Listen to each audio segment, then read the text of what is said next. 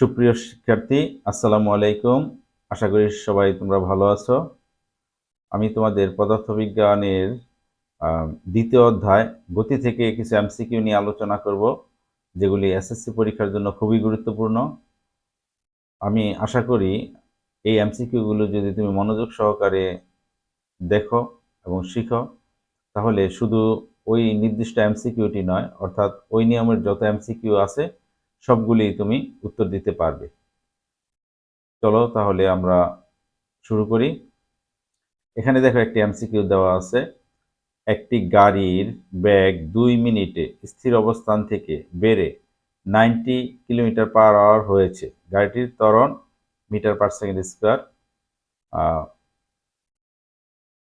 কত আসছে, অর্থাৎ মিটার পার সেকেন্ড স্কোয়ার এককে নির্ণয় করতে হবে। আচ্ছা, এখানে দেওয়া আছে 2 মিনিট অর্থাৎ টি ইকুয়াল টু 2 মিনিট সমান 120 সেকেন্ড, অর্থাৎ 120 সেকেন্ড দেওয়া আছে। 2 মিনিট মানে 120 সেকেন্ড দেওয়া আছে। যেহেতু আমাদের মিটার পার সেকেন্ড এককে নির্ণয় করতে হবে, তাহলে 2 মিনিট মানে 120 সেকেন্ড দেওয়া আছে। তাহলে স্থির অবস্থা থেকে, অর্থাৎ আদি বেগ ইউ ইকুয়াল টু 0 বেড়ে 90 কিলোমিটার পার আওয়ার হয়েছে, অর্থাৎ শেষ বেগ আমরা পেয়েছি V equal to 90 kilometre per hour. এটাকে যদি আমরা 3.6 দ্বারা ভাগ দিই, তাহলে এটা মিটার পার সেকেন্ডে হয়ে যাবে, অর্থাৎ 90 divide by 3.6 equal to 25 metre per second হয়ে যাবে। এখন আমাদের বের করতে হবে ত্বরণ। তাহলে ত্বরণ কি? A equal to v minus u divide by t. তাহলে ভি কত? ভি হলো 25, ইউ হলো 0, এই যে এখানে দেওয়া আছে ইউ 0, আর টি হলো 120, অর্থাৎ 120। এটা যদি আমরা ক্যালকুলেটরের সাহায্যে ক্যালকুলেশন করি, তাহলে আমরা পেয়ে যাব এটা 0.208 মিটার পার সেকেন্ড স্কোয়ার, অর্থাৎ এখানে আনসার হবে গ। এরপরে কি এমসিকিউ দেওয়া আছে? এখানে দেওয়া আছে একটি বস্তু নির্দিষ্ট দিকে সমত্বরণে গতিশীল হলে, এখানে 3টি অপশন দেওয়া আছে। 3টি হতে পারে, একটি হতে পারে, দুটিও হতে পারে। আমরা একটু পরে দেখি। একটি বস্তু নির্দিষ্ট দিকে সমত্বরণে গতিশীল হলে, সমত্বরণে গতিশীল হলে কি হয়? এর বেগ সময়ের সাথে বাড়তে থাকে। যেহেতু ত্বরণ আছে বেগ বাড়তে থাকবে, এটা অবশ্যই প্রথমটা রাইট। তারপরে ত্বরণ থাকলে বস্তুটি অসমবেগে চলবে, এটাও রাইট। আর 3 নাম্বারটা দেওয়া আছে বস্তুটি সমান সময় সমান দূরত্ব অতিক্রম করবে। সমান সময় সমান দূরত্ব অতিক্রম করলে এটা হয়ে যায় সমবেগ, আর যেহেতু ত্বরণ আছে তাহলে এটা সমবেগ হবে না, অর্থাৎ 3 নাম্বারটা হবে না। তাহলে রাইট হবে 1 এবং 2। তাহলে 1 2 কোনটাতে আছে? 1 2 আছে ক, এখানে ক হবে আনসার। এবার আমরা পরেরটাতে চলে যাই। এবার এখানে একটু খেয়াল করে দেখো কি লেখা আছে। একটি পাথরকে সুতা দিয়ে বেঁধে মাথার উপর ঘোরালে ক্রমাগত দিক পরিবর্তন করবে, ত্বরণ সৃষ্টি হবে, সুষম বেগে চলতে থাকবে। অর্থাৎ এখানে 3টি অপশন দেওয়া আছে। এই 3টি অপশনের মধ্যে 3টি হতে পারে, 2টি হতে পারে, একটি হতে পারে। তাহলে আমরা একটু দেখি। ক্রমাগত দিক পরিবর্তন করবে, এখানে একটি খেয়াল করে দেখো। তোমাদের জন্য এখানে আমি একটি চিত্র নিয়ে আসছি। এই যে যখন এই অ্যারোটা দেওয়া আছে, অর্থাৎ এই দিকে হবে এটার দিক, এই অ্যারোটা হলো এই দিকে দিক হবে, এরোটার দিক হবে এই দিকে, এরোটার দিক হবে এই দিকে, অর্থাৎ এটা ক্রমাগত দিক পরিবর্তন করতেছে, অর্থাৎ একই দিকে না, অর্থাৎ এরকম একই দিকে না, সবগুলা একই দিকে হচ্ছে না, ক্রমাগত দিক পরিবর্তন করতেছে। তাহলে প্রথমটা রাইট, ক্রমাগত দিক পরিবর্তন করবে, প্রথমটা রাইট। অর্থাৎ বৃত্তাকার পথে কোনো একটি বস্তুকে ঘোরালে এটা অবশ্যই ক্রমাগত দিক পরিবর্তন করবে। আর দিক পরিবর্তন করলে বেগের পরিবর্তন হবে, বেগের পরিবর্তন হলে ত্বরণ সৃষ্টি হবে, সেই ক্ষেত্রে ত্বরণ সৃষ্টি হবে, দ্বিতীয়টাও রাইট। আচ্ছা, যেহেতু বেগের দিক পরিবর্তন হচ্ছে, বস্তুটার দিক পরিবর্তন হচ্ছে, ঘূর্ণনের দিক পরিবর্তন হচ্ছে, তার মানে বেগের পরিবর্তন হবে, সেই ক্ষেত্রে সুষম বেগে চলবে না, অর্থাৎ সুষম বেগে চলতে থাকবে না। সুতরাং 3 নাম্বারটা রং। তাহলে এখানে রাইট হবে 1 এবং 2, সেই ক্ষেত্রে এখানে আনসার হবে ক। এবার আমরা চলে যাই পরের প্রশ্নে। এবার দেখো এখানে একটি গ্রাফ দেওয়া আছে, এখানে একটি গ্রাফ দেওয়া আছে। এই গ্রাফ থেকে একটি প্রশ্নের উত্তর জানতে চেয়েছে এখানে, যে গাড়িটির চতুর্থ সেকেন্ডে অতিক্রান্ত দূরত্ব কত। তো চতুর্থ সেকেন্ডটা কোন পজিশনে আছে খেয়াল করে দেখো, এই বি এবং সি এর মধ্যে চতুর্থ সেকেন্ড আছে এই জায়গায়, এই যে বি এবং সি এর মধ্যে এখানে আছে, অর্থাৎ এই চতুর্থ সেকেন্ড, অর্থাৎ 3 থেকে 4 সেকেন্ডের মধ্যে হলো চতুর্থ সেকেন্ড। এই 3 থেকে 4 সেকেন্ডের মধ্যে বস্তুটি এখানে সমবেগে অর্থাৎ 20 মিটার/সেকেন্ড বেগে চলতেছে, সমবেগে চলতেছে।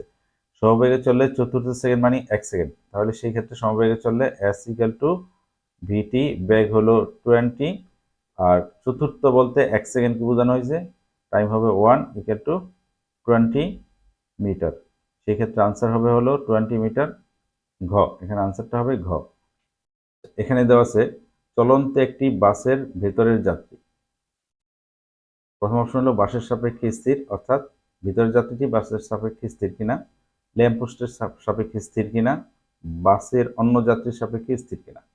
অর্থাৎ চলন্ত একটি বাস, যখন একটি বাস চলতে থাকবে, এই ধরো একটি বাস চলতেছে, চলন্ত একটি বাসের ভেতরে যাত্রী থাকুক বা অন্য কিছু থাকুক, সেটাও বাসের সাথে একই বেগে গতিশীল।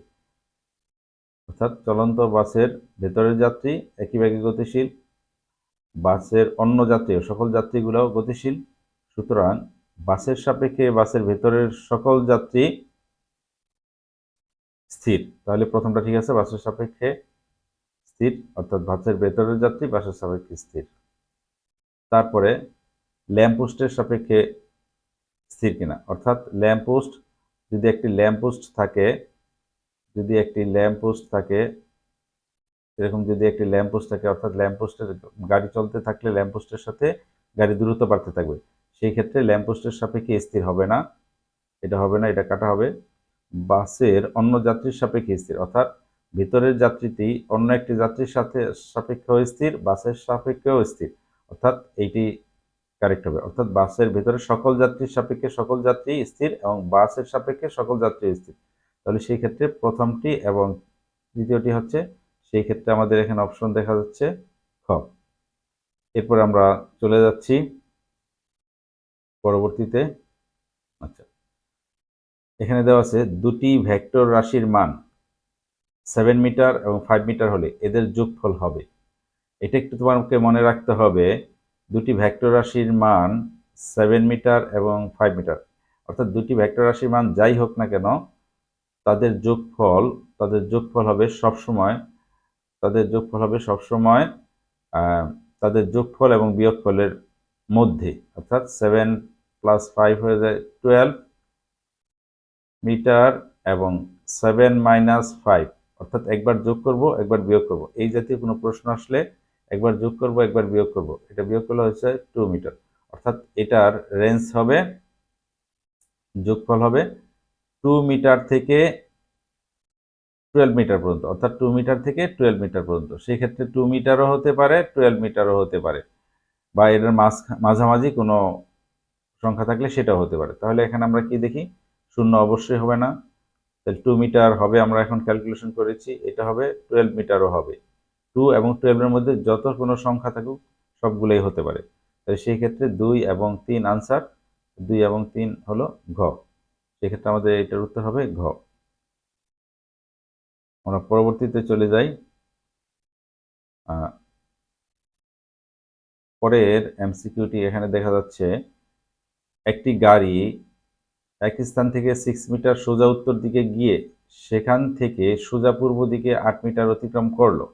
গাড়িটির অতিক্রান্ত দূরত্ব ও সরণের পার্থক্য কত? আচ্ছা, এখন দূরত্ব আর সরণ সেটা আমরা একটু এখনই বুঝে নিব।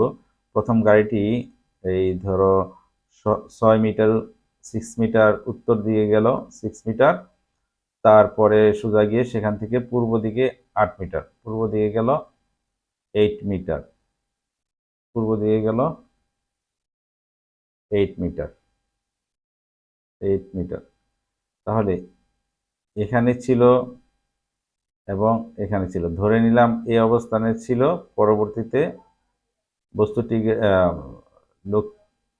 গাড়িটি গেল বি অবস্থানে। তাহলে এটার দূরত্ব হবে হলো এই টোটাল পথের যোগফল হবে দূরত্ব। তাহলে দূরত্ব যদি আমরা এস ধরি, S equal to 6 + 8 equal to 14 metre, দূরত্ব হবে 14 মিটার। আর এখানে সরণ হবে, সরণ এটাকে যদি আমরা S1 ধরি, সরণ হবে এ থেকে বি এর দিকে, অর্থাৎ আদি অবস্থান, সরণ হলো আদি অবস্থান এবং শেষ অবস্থানের মধ্যে সরলরৈখিক যে দূরত্ব, সরলরৈখিক দূরত্ব বা সর্বনিম্ন দূরত্ব, অর্থাৎ আদি অবস্থান এবং শেষ অবস্থানকে যদি আমরা একটা সরলরেখা দ্বারা সংযোগ করি, সেটি হবে সরণ। যেই পথ দিয়েই ঘুরে যাক না কেন, অর্থাৎ আদি অবস্থান এবং শেষ অবস্থানের মধ্যবর্তী দূরত্বটাই হবে সরণ। তাহলে এখানে এ এবং বি এর মধ্যবর্তী দূরত্ব কত? তাহলে এ এবং বি এর মধ্যবর্তী দূরত্ব হবে A B equal to root over, এখানে আমরা পিথাগোরাসের ফর্মুলা ইউজ করতে পারি, 6 স্কোয়ার প্লাস 8 স্কোয়ার। তাহলে এটা যদি আমরা ক্যালকুলেটরের সাহায্যে ক্যালকুলেশন করি, তাহলে সেটা আমরা পেয়ে যাব root over 6 square plus 8 square equal to 10। এটা আমরা পেয়ে যাব 10, অর্থাৎ দূরত্ব হলো 14 মিটার আর সরণ হলো 10 মিটার। এখানে বলছে দূরত্ব ও সরণের পার্থক্য, অর্থাৎ 14 এবং 10 এর পার্থক্য হয়ে যাচ্ছে, আমাদের আনসার হবে 4 মিটার, আমাদের আনসার হবে 4 মিটার। তাহলে 4 মিটার কোনটা? এখানে আনসার গ। আচ্ছা, তার পরবর্তীতে আমরা চলে যাই। আচ্ছা, এখানে প্রশ্ন দেওয়া আছে একটি বস্তু স্থির অবস্থান হতে যাত্রা শুরু করলে এর সরণ নির্ণয়ের জন্য নিচের কোন সমীকরণটি প্রযোজ্য? এর সরণ নির্ণয়ের জন্য নিচের কোন সমীকরণটি প্রযোজ্য? এরকম পরিস্থিতি পড়লে আমরা আগে আমরা সূত্রগুলি লিখে দেব, গতির সমীকরণগুলা। V equal to u plus at, তারপরে v square equal to you square plus 2as, তারপর লিখব এইচ বা এস, এসও লিখতে পারি, এখানে এসও লিখতে পারি। তাহলে s equal u t plus half a t square. আচ্ছা, তারপরে আমরা লিখতে পারি s equal u plus v divide by 2 into t, এটাও লিখতে পারি। এখন খেয়াল করে দেখো নিচের কোন সমীকরণটি সঠিক। এখানে যেমন এস এটি square, S equal to AT square, S equal to AT square, এটা কি এখানে থাকতে পারে কিনা সেটা আমরা দেখি। S equal to AT square হবে না, অর্থাৎ এখানে স্থির অবস্থান মানে সবগুলি ইউ সবগুলি কাটা যাবে, ইউ সব জিরো হয়ে যাবে, ইউর পার্টটা সব জিরো হয়ে যাবে, এখানে সব জিরো হয়ে যাবে। তাহলে এস এটি স্কোয়ার, এখানে কি এস এটি স্কোয়ার থাকে না, এটা হলো হাফ এটি স্কোয়ার থাকে, এটা হবে না। তারপরে আমাদের এখানে এস এবং এটি স্কোয়ার বলে কোনোটাই নেই, তাহলে ভি ইকুয়াল টু 2as, তাহলে v square equal to 2as আছে, অর্থাৎ এটাও হবে না, আর কোনোটাতে নেই ভি 2as। এখানে আমরা দেখি, এখানে দেখি এটা কি S equal to V by root over 2a, এটা যদি আমরা আর আর ই গুণ করি, এখানে আর আর ই গুণ করি, তাহলে রুট ওভার 2as, অর্থাৎ রুট ওভার 2as এখানে কোনো নাই। এবার আমরা দেখি এইটাকে যদি আমরা আর এর গুণ করি, তাহলে কি হচ্ছে 2as equal to v square, equal to v square, তাহলে v square equal to 2as, অর্থাৎ এটা হলো এই যে এখানে পাওয়া গেছে, তার মানে এইটাই হলো গতির সমীকরণ, অর্থাৎ ঘই হবে এটার আনসার। পরবর্তীতে আমরা চলে যাই।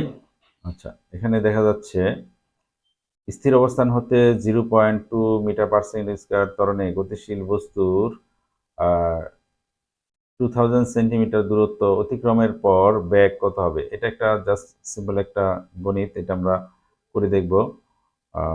স্থির অবস্থান হতে, অর্থাৎ আদি বেগ ইকুয়াল টু 0, আর ত্বরণ দেওয়া আছে এটা a equal to 0.2 metre per second square, তারপরে গতিশীল বস্তুর এত সেন্টিমিটার দূরত্ব, দূরত্ব দেওয়া আছে 2000 সেন্টিমিটার, এটা যদি 100 দ্বারা ভাগ করি অর্থাৎ 20 মিটার হয়। আচ্ছা, মিটার এককে আমরা নিয়ে নিলাম। এরপরে অতিক্রমের পর বেগ কত হবে, অর্থাৎ এখানে বেগ বলতে শেষ বেগ বোঝানো হচ্ছে ভি ইকুয়াল টু হোয়াট। তাহলে আমরা লিখতে পারি এখানে কোন সূত্রে যাবে, V square equal to you square plus 2as, যেহেতু এখানে ইউ জিরো আছে তাহলে আমরা লিখতে পারি V equal to root over 2as। আচ্ছা, এখানে যদি আমরা মান বসাই দিই, 2 ইন্টু ত্বরণ হলো 0.2 ইন্টু এস হলো 20, এটা হবে রুট ওভার। আচ্ছা, এই রুট ওভার এটা যদি আমরা ক্যালকুলেটরের সাহায্যে ক্যালকুলেশন করি, তাহলে আমরা পেয়ে যাব, ক্যালকুলেটরের সাহায্যে ক্যালকুলেশন করলে আমরা পেয়ে যাব এটা 2.82, এটা আমরা পেয়ে যাব 2.82 মিটার পার সেকেন্ড, অর্থাৎ 1 নাম্বার হবে আনসার। আচ্ছা, আমরা পরবর্তীতে চলে যাই। এখন খেয়াল করে দেখো, স্থির অবস্থান থেকে একটি train 200 metre per second square সুষম ত্বরণে চলার সময় 250 মিটার দূরে অবস্থিত একটি পোস্টকে কত বেগে অতিক্রম করবে। এটা মোটামুটি ওই আগেরটার মতোই। তারপরে আমরা একটু শর্টকাটে করে ফেলি। খেয়াল করে দেখো, এখানে দেওয়া আছে ইউ দেওয়া আছে, এখানে দেওয়া আছে ত্বরণ দেওয়া আছে, এ দেওয়া আছে, এখানে দূরত্ব দেওয়া আছে এবং কত বেগে অতিক্রম করবে। অর্থাৎ যেহেতু এটা টি দেওয়া নাই, তাহলে আমাদের ওই সূত্রে যাবে V square equal to U square plus 2as। আচ্ছা, এটাকে যদি আমরা ভি লিখি √2as, যেহেতু এখানে স্থির অবস্থান অর্থাৎ ইউ 0 ধরা হয়েছে।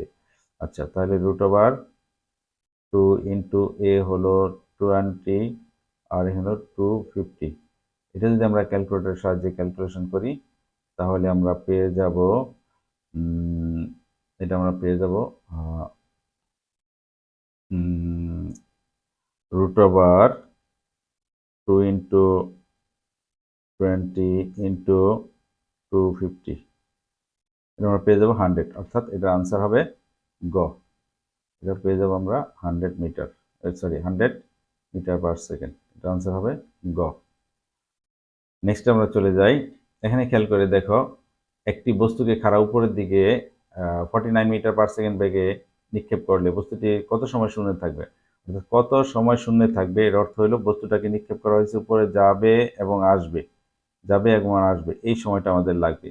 অর্থাৎ এখানে স্টার্ট করছে, উপরে উঠছে, আবার নামা পর্যন্ত এই সময়টা, অর্থাৎ এটা আমাদের বিচরণকাল বের করতে হবে। আচ্ছা, বিচরণকালের সূত্র আমরা শর্টকাটে লিখতে পারি T equal to 2u by জি। অর্থাৎ 2 ইউ হলো কত বেগে নিক্ষেপ করা হয়েছে, 49 মিটার পার সেকেন্ড বেগে নিক্ষেপ করা হয়েছে, আর জি এর মান 9.8। এটা ক্যালকুলেশন করলে আমরা পেয়ে যাই 10 সেকেন্ড, অর্থাৎ এখানে 10 সেকেন্ড শূন্যে থাকবে, অর্থাৎ উত্তর হচ্ছে ক। তারপরে আমরা চলে যাই। এখানে দেওয়া আছে 100 মিটার উচ্চতা থেকে একটি বস্তুকে নিচে ফেলা হলে এটি কত বেগে ভূমিতে আঘাত করবে। এটি কত বেগে ভূমিতে আঘাত করবে, এটাও একটি অঙ্ক এখানে আমরা দেখতে পাচ্ছি। 100 মিটার উচ্চতা থেকে, অর্থাৎ এইচ ইকুয়াল টু দেওয়া আছে 100 মিটার,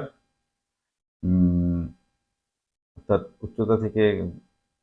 আচ্ছা, এটা স্থির অবস্থান বলা হয় না আমাদের এখানে, যেহেতু তাদের দেওয়া নেই, স্থির অবস্থান ধরে নেওয়া হয়েছে 0। ভি ইকুয়াল টু ওয়াট, আর উপর থেকে ফেলা হলে জি এর মান 9.8 হবে। আচ্ছা, এটা অবশ্য পড়ন্ত বস্তু হবে। আচ্ছা, সেই ক্ষেত্রে আমাদের ভি হবে ভি ইকুয়াল টু √2gh, এই সূত্রে হবে, অর্থাৎ ইউ 0 হয়ে গেছে, 2 ইন্টু 9.8 ইন্টু এইচ হলো 100। এটাকে যদি আমরা ক্যালকুলেটরের সাহায্যে ক্যালকুলেশন করি, তাহলে আমরা এটা পেয়ে যাব 44, পেয়ে যাব 44.27 মিটার পার সেকেন্ড। তাহলে এটা আনসার হবে ক। নেক্সটে চলে যাই। আচ্ছা, এই প্রশ্নটি আসলে একটু মুখস্থ করে লিখতে হবে, মুখস্থ রাখতে হবে। পরন্ত বস্তুর সূত্রগুলো প্রদান করেন কে, এটা আমরা জানি, এটা মুখস্থ। পরন্ত বস্তুর সূত্র প্রদান করেন, এরকম কিছু মুখস্থ এমসিকিউ থাকতে পারে, সেই ক্ষেত্রে আমাদের মেন বই পড়ে পড়ে এগুলি মনে রাখতে হবে। নেক্সট আমরা চলে যাই। আচ্ছা, এখানে একটি প্রশ্ন দেওয়া আছে, বিনা বাধায় পরন্ত বস্তু 5 সেকেন্ডে বিনা বাধায় পরন্ত বস্তু 5 সেকেন্ডে 50 মিটার পথ অতিক্রম করলে 72 মিটার পথ অতিক্রম করতে কত সেকেন্ড সময় লাগবে। এটা যেহেতু পরন্ত বস্তু বলেছে, এখানে আমাদের পরন্ত বস্তু সূত্র ব্যবহার করব। 5 সেকেন্ড, অর্থাৎ একটা টাইম দেওয়া আছে, 50 মিটার একটা দূরত্ব দেওয়া আছে, 72 মিটার একটা দূরত্ব দেওয়া আছে, কত সেকেন্ড সময় লাগবে, অর্থাৎ আরেকটা সময় চেয়েছে। তাহলে এখানে দেওয়া আছে আমাদের t1 ইকুয়াল টু ধরি 5 সেকেন্ড। আচ্ছা, তাহলে h1 ইকুয়াল টু 50 মিটার, আর h2 ইকুয়াল টু 72 মিটার, আরেকটা কত সেকেন্ড, অর্থাৎ t2 ইকুয়াল হোয়াট। এখানে আমরা পরন্ত বস্তু একটি সূত্র থেকে আমরা জানি h1 divide by t1 square equal to h2 divide by t2 square. আচ্ছা, এখানে আমাদের t2 বের করা লাগবে। এখানে যদি আমরা আর গুণ করি h1 t2 square equal to h2 t1 square, তাহলে এখানে হবে t2 square equal to h2 t1 square divided by h1। তাহলে এখানে t2 হবে root over h2 t1 square divided by h1। এখানে আমরা যদি এগুলোর মান বসিয়ে দিই, h2 কত দেওয়া আছে 72, t1 দেওয়া আছে 5 আর h1 দেওয়া আছে 50, রুট ওভার হবে। এটা যদি আমরা ক্যালকুলেটরের সাহায্যে ক্যালকুলেশন করি তাহলে আমরা পেয়ে যাব 6 মিটার, অর্থাৎ এটার উত্তর হবে 6 মিটার। এখানে দেওয়া আছে একটি মুক্তভাবে পড়ন্ত বস্তু 5 সেকেন্ডে 25 মিটার দূরত্ব অতিক্রম করলে ষষ্ঠ সেকেন্ডে বস্তুটি আর কত দূরত্ব যাবে ষষ্ঠ সেকেন্ডে। অর্থাৎ এখানে একটু ঝামেলা আছে, আগেরটাতে আমরা দেখেছিলাম কত সেকেন্ড সময় লাগবে, ওইটা একই রকম সূত্র আমাদের ব্যবহার করতে হবে। বাট এখানে 5 সেকেন্ড 25 মিটার আর ষষ্ঠ সেকেন্ড, অর্থাৎ 6 সেকেন্ড না চেয়েছে এসে ষষ্ঠ সেকেন্ডে কত দূরত্ব অতিক্রম করবে। এটা আমরা কি করব, প্রথমে 6 সেকেন্ডেরটা বের করব, তারপরে 5 সেকেন্ডের অতিক্রান্ত দূরত্ব 25 থেকে আমরা সেটা বিয়োগ করে দিব। তাহলে এটা ঠিক আগের মতোই। t1 দেওয়া আছে 5 সেকেন্ড, h1 দেওয়া আছে 25 মিটার, তারপরে এখানে t2 দেওয়া আছে 6 সেকেন্ড। আচ্ছা, এরপর কত দূরত্ব যাবে h2 equal two what, h2 বের করে তারপরে আমরা পরবর্তীতে বিয়োগ করব। তাহলে এখানে আমাদের কি আছে h1 divide by t1 square equal to h2 divide by t2 square. এখান থেকে আমরা h2 বের করতে পারি। h2 যদি আমরা সরাসরি লিখি তাহলে আমরা লিখতে পারি h2 equal to h1 t2 square divide by t1 square. h1 t2 square t1 আর গুণ করে এটা আমরা পাই। তারপরে h1 এর মান হলো 25, t2 এর মান হলো ইন্টু 6 স্কয়ার আর t1 এর মান হলো 5 স্কয়ার। 5 স্কয়ার মানে 25 কাটা, তাহলে এখানে 36 মিটার, অর্থাৎ 6 সেকেন্ডে যাচ্ছে 36 মিটার। কিন্তু ষষ্ঠ সেকেন্ড চেয়েছে, এখানে ষষ্ঠ সেকেন্ড চেয়েছে, ষষ্ঠ সেকেন্ড মানে 6 নাম্বার সেকেন্ড। সেই ক্ষেত্রে আমাদের 25 এবং 36 এর ডিফারেন্সটাই হবে ষষ্ঠ সেকেন্ডের অতিক্রান্ত দূরত্ব। আচ্ছা, ষষ্ঠ সেকেন্ড বলতে লাস্ট সেকেন্ডটা বোঝানো হয়েছে। সেই ক্ষেত্রে এই দুটো আমাদের বিয়োগ করতে হবে, বিয়োগ করলে আমরা পেয়ে যাচ্ছি 11, অর্থাৎ এটার আনসার হবে গ। নেক্সট, তারপরে আমরা এখানে দেখছি পড়ন্ত বস্তু 6 সেকেন্ডে 72 মিটার দূরত্ব অতিক্রম করতেছে। 6 সেকেন্ডে 72 মিটার দূরত্ব অতিক্রম করে 3 সেকেন্ডে কত দূরত্ব অতিক্রম করবে, অর্থাৎ এখানে h2 চেয়েছে। এটা দেওয়া আছে t1 h1 t2 h2। তাহলে এখানে ঠিক সেই আগের ফর্মুলা আমরা ইউজ করতে পারি, h1 divide by t1 square equal to h2 divide by t2 square. তাহলে এখানে h2 হবে হলো ওই জাস্ট আগের অঙ্কটার মতো, h2 ইকুয়াল টু কি হবে h1 t2 square divide by t1 square. আচ্ছা, এটা যদি আমরা মান বসিয়ে দেই, h1 হলো 72, t2 হলো 3 স্কয়ার আর t1 হলো 6 স্কয়ার। আচ্ছা, এখানে কত আসতেছে 6 6 36, 636, 72 কে আসলে অর্থাৎ 2, 3 3 9, 9 আর 2 18, অর্থাৎ 18 মিটার। এটা তোমরা ক্যালকুলেটরের সাহায্যে করে ফেলবা, আমি জাস্ট মুখে ক্যালকুলেশন করলাম, অর্থাৎ এটা আনসার হবে 18 মানে গ। নেক্সট আমরা চলে যাই। নেক্সটে হলো 2 কেজি ভরের একটি স্থির বস্তুকে উপর থেকে ছেড়ে দিলে 3 সেকেন্ডে 36 মিটার পথ অতিক্রম করে, বস্তুটির ত্বরণ কত? আচ্ছা, এই ক্ষেত্রে আমাদের যেহেতু এটি একটি পড়ন্ত বস্তু, এখানে ছেড়ে দেওয়া হয়েছে, এখানে একটি পড়ন্ত বস্তু উপর থেকে ছেড়ে দেওয়া হয়েছে, অর্থাৎ এখানে 2 কেজি এটা ভর, এটা আমাদের কাজে লাগবে না। স্থির বস্তু অর্থাৎ ইউ ইকুয়াল টু 0, উপর থেকে ছেড়ে দিলে 3 সেকেন্ড, অর্থাৎ টি ইকুয়াল টু 3 সেকেন্ড। কত পথ অতিক্রম করে? এইচ ইকুয়াল টু 36 মিটার পথ অতিক্রম করে। আচ্ছা, বস্তুটির ত্বরণ কত? ত্বরণ এ ইকুয়াল টু ওয়াট। আচ্ছা, আমরা জানি H equal to UT plus half AT square. এখানে জিটি স্কোয়ার বা এটি স্কোয়ার যেটাই লিখো কোনো সমস্যা নেই। এটা ইউ 0 হয়ে যাচ্ছে, অর্থাৎ ইউটি 0 হয়ে যাবে। H equal to half AT square. তাহলে এখান থেকে আমাদের ত্বরণের সূত্রটা হবে হলো আর গুণ করলে 2h equal to AT square, that means a equal to 2h by T square. 2h মানে 2 ইন্টু 36, আর টি স্কোয়ার বলতে টি স্কোয়ার এখানে 3 স্কোয়ার, টি স্কোয়ার বলতে এখানে 3 স্কোয়ার। আচ্ছা, 3 3 9, এটা দিয়ে এটাকে কাটলে কত হচ্ছে? 4 নং 36, 4 4 দুগুণী 8, এটা আনসার হবে 8 metre per second square. 8 metre per second square answer হবে গ। আচ্ছা, নেক্সট আমরা চলে যাই নেক্সটে। আচ্ছা, এখানে একটি চিত্র দেওয়া আছে, খেয়াল করে দেখো। চিত্রটা আগে আমরা এখানে প্রশ্নটা পড়ি, কি লেখা আছে চিত্রে। পি পথে এ থেকে বি এর দূরত্ব 70 মিটার, অর্থাৎ পি পথে, অর্থাৎ এই যে এই পথটাতে এ থেকে বি এর দূরত্ব 70 মিটার, এখানে 70 মিটার দেওয়া আছে, অর্থাৎ যেই পথে যাওয়া হয়েছে ওই পথের দূরত্বটাই হবে দূরত্ব, অর্থাৎ ওই পথের মোট দূরত্বটাই হবে দূরত্ব, অর্থাৎ এখানে 70 মিটার, এটা রাইট। আচ্ছা, কিউ পথে এ থেকে বি এর সরণ 50, অর্থাৎ কিউ পথে এই দিক দিয়ে গেলাম আমরা, এই দিক দিয়ে গেলেও সরণ হবে, আদি অবস্থান ছিল এতে, শেষ অবস্থানে আসলাম বিতে, অর্থাৎ আদি এবং শেষ অবস্থানের মধ্যবর্তী যে সরলরৈখিক দূরত্ব, এর আগে আমরা বলেছি যে সরলরৈখিক দূরত্ব, সেইটাই হবে সরণ, অর্থাৎ এটা সরণ হবে 50, এটা রাইট। দূরত্ব যদি হয়তো দূরত্ব আমরা বলতাম 75, অর্থাৎ 75, এখানে দূরত্ব 70 মিটার, বাট সরণ বললে 50 মিটার।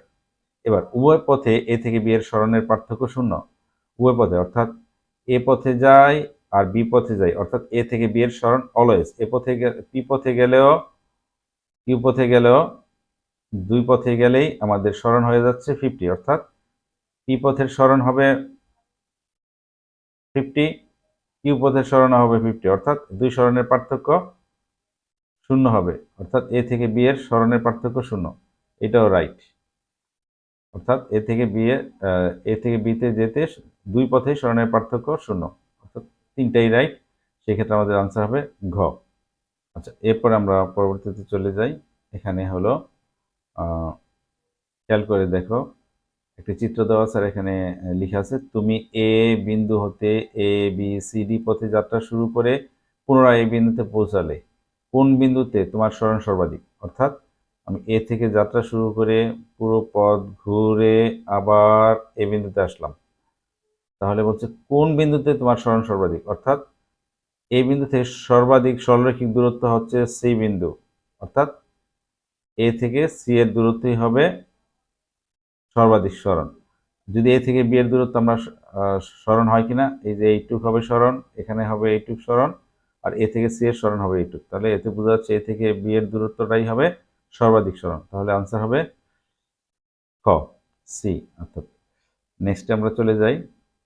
আচ্ছা, নিচের কোন রাশিগুলি ভেক্টর রাশি? এরকম প্রশ্ন অনেক আসে, আমরা শুধু এটা জানলেই সকল প্রশ্নের উত্তর দিতে পারবো, এই নিয়মের সকল প্রশ্নের উত্তর দিতে পারবো। এখানে লেখা আছে নিচের কোন রাশিগুলি ভেক্টর রাশি। আসলে ভেক্টর রাশি কোনগুলো, স্কেলার রাশি কোনগুলো, সেগুলো আমাদের মুখস্থ রাখতে হবে। এই জন্য আমি তোমাদের এখানে একটি লিস্ট দিয়েছি স্কেলার রাশি এবং ভেক্টর রাশি।